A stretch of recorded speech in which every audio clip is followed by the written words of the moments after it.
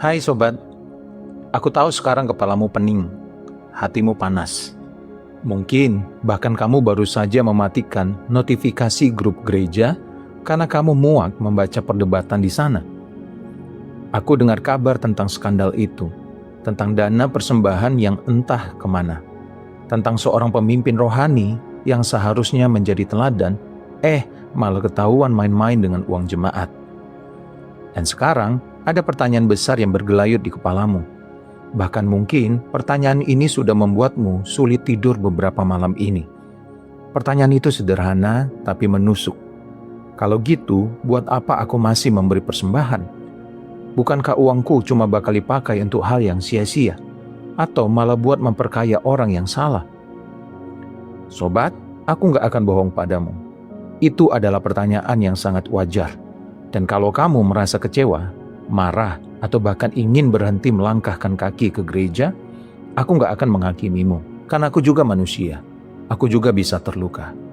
Tapi hari ini, aku mau ngobrol denganmu, bukan sebagai pendeta yang menggurui, bukan sebagai pengkhotbah yang jago berteori, tetapi sebagai sobat yang duduk sebelahmu. Sambil ngopi atau minum teh hangat, kita coba cari jalan keluarnya bareng-bareng ya.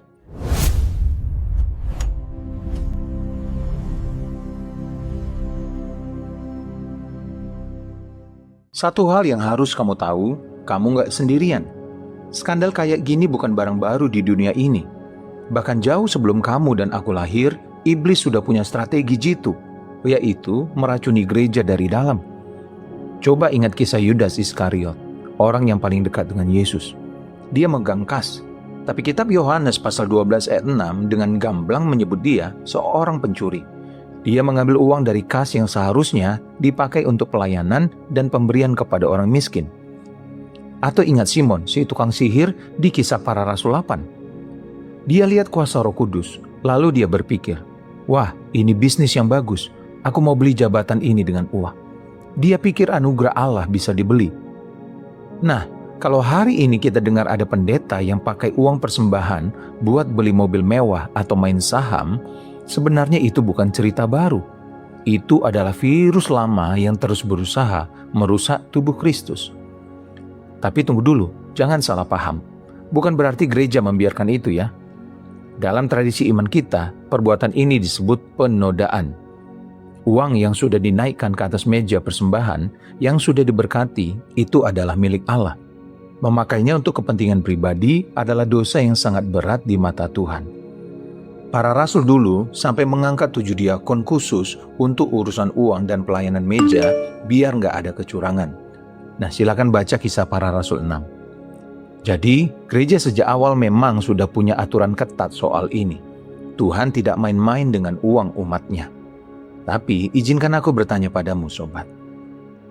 Kalau jarimu terluka, apakah kamu akan memotong seluruh tanganmu? Enggak kan? Tapi kadang dalam kekecewaan kita melakukan hal yang sama secara rohani. Kita melihat satu pemimpin jatuh dalam dosa, lalu kita menghakimi seluruh tubuh Kristus. Kita bilang, semua pendeta sama aja. Gereja cuma cari uang. Aku berhenti memberikan persembahan. Nah sobat, aku paham emosimu, tapi coba kita tarik nafas sejenak. Ingat kisah Ananias dan Safira di dalam Kisah Para Rasul 5. Mereka menjual tanah lalu menyembunyikan sebagian uangnya. Mereka berdusta kepada Roh Kudus. Dan apa yang terjadi? Tuhan sendiri yang bertindak tegas. Gereja tidak hancur karena skandal itu. Justru kekudusan Allah ditegakkan dan jemaat makin bertumbuh. Pesan yang ingin aku sampaikan di sini adalah Tuhan tetap berdaulat. Dia bisa membersihkan rumahnya sendiri. Tugas kita bukanlah berhenti memberi, melainkan terus setia kepada perintahnya. Sobat, aku mau mengingatkan juga nih, bahwa karena ada sebuah ayat ditafsirkan keliru, bukan berarti ayat itu harus kita buang atau hindari. Firman Tuhan dalam Maleakhi 3 ayat 10 berbicara langsung kepada kita, umatnya. Bawalah seluruh persembahan persepuluhan itu ke dalam rumah perbendaharaan, dan ujilah aku, firman Tuhan semesta alam. Kamu perhatikan sobat? Perintah itu diberikan kepadamu dan kepadaku, bukan ke pendeta. Persembahan adalah hubungan vertikal antara kamu dan Allah. Pendeta hanyalah perantara, pengelola. Kalau pengelolanya korup, itu urusan dia dengan Tuhan. Tapi kalau kamu berhenti memberi karena takut uangmu dipakai secara keliru, justru kamu yang merugi.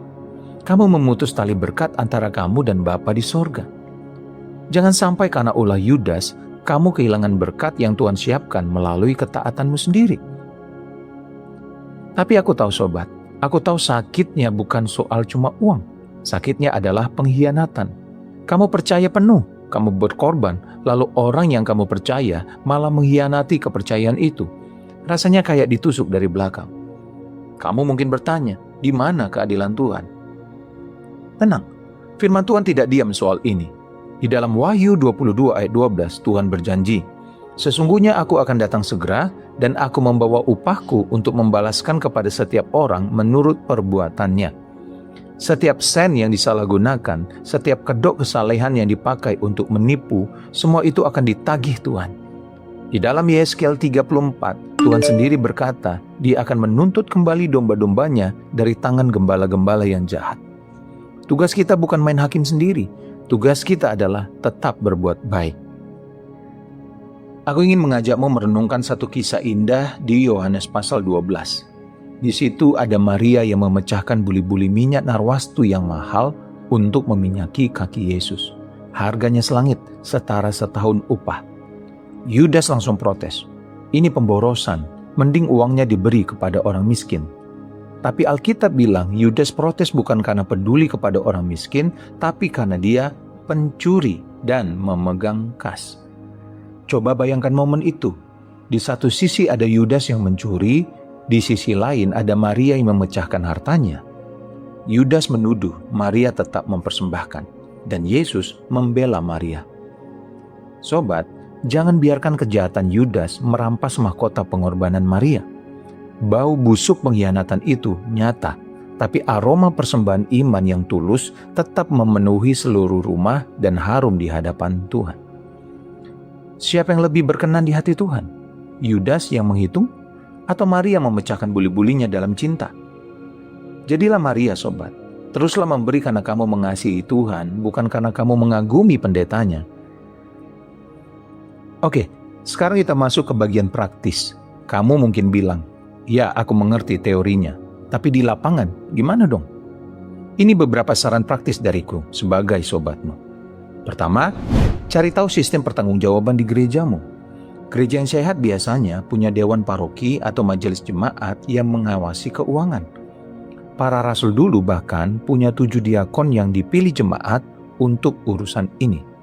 Kisah Para Rasul 6 ayat 3. Jangan sungkan bertanya ke pengurus, Pak, Bu, laporan keuangan kita gimana? Itu bukan kurang ajar, itu kedewasaan iman. Kamu sebagai anggota jemaat punya hak untuk tahu.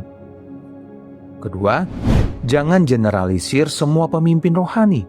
Masih banyak kok hamba Tuhan yang jujur dan berjuang dengan susah payah untuk menghidupi keluarganya dengan gaji pas-pasan. Karena ulah satu ekor domba yang kudisan, jangan kau salahkan seluruh kawanan. Ketiga, kalau memang gerejamu sudah benar-benar menyimpang, bukan cuma satu orang, tapi seluruh sistemnya sudah jadi sarang penyamun, maka adalah bijak untuk mencari komunitas yang lebih sehat. Tapi ingat, kamu pergi ke gereja bukan untuk mencari pendeta yang sempurna, tapi untuk mencari Tuhan. Kalau kamu pindah, pindahlah dengan motivasi mencari wajah Tuhan, bukan karena lari dari kekecewaan. Dan yang terpenting, jangan berhenti memberi. Memberi adalah disiplin rohani. Itu adalah latihan iman untuk mengakui bahwa dompet dan rekeningmu bukan milikmu, tapi kepunyaan Tuhan. Jangan biarkan pengalaman pahit merampok sukacita memberi yang Tuhan titipkan dalam hatimu. Sobat, aku gak tahu seberapa dalam lukamu. Aku gak tahu seberapa besar uang yang kamu korbankan atau seberapa kecewanya kamu pada pemimpin yang kamu kagumi. Tapi satu hal yang aku tahu pasti, Tuhan tidak pernah kehilangan kendali. Gerejanya akan tetap berdiri, bahkan sampai pintu maut sekalipun tidak akan mengalahkannya. Matius 16 ayat 18. Aku mau titipkan satu kalimat penutup buatmu. Hayati ini, renungkan ini di kamarmu nanti ya. Jika engkau berhenti memberi kepada gereja karena takut dicuri pendeta, sesungguhnya engkau telah menyerahkan dompetmu kepada iblis, bukan kepada Kristus. Karena iman sejati tidak bertanya, kemana uangku pergi? melainkan kepada siapa aku memberi. Dan siapa itu adalah Allah yang melihat yang tersembunyi. Jadi teruslah memberi sobat, bukan dengan hati yang dipaksa, tapi dengan sukacita yang lahir dari cinta. Doakan para gembala yang jatuh agar mereka segera bertobat. Dan percayalah, Tuhan sedang memulihkan rumahnya. Dan proses pemulihan itu dimulai dari hatimu yang hari ini memilih tetap percaya meski terluka. Aku mendoakanmu, sungguh. Terima kasih sudah mendengarkan curhat panjangku ini. Sampai jumpa di video Pintu Berkat selanjutnya. Tuhan memberkati kamu dan keluarga. Dibebaskan oleh firman, dikuatkan oleh kebenaran.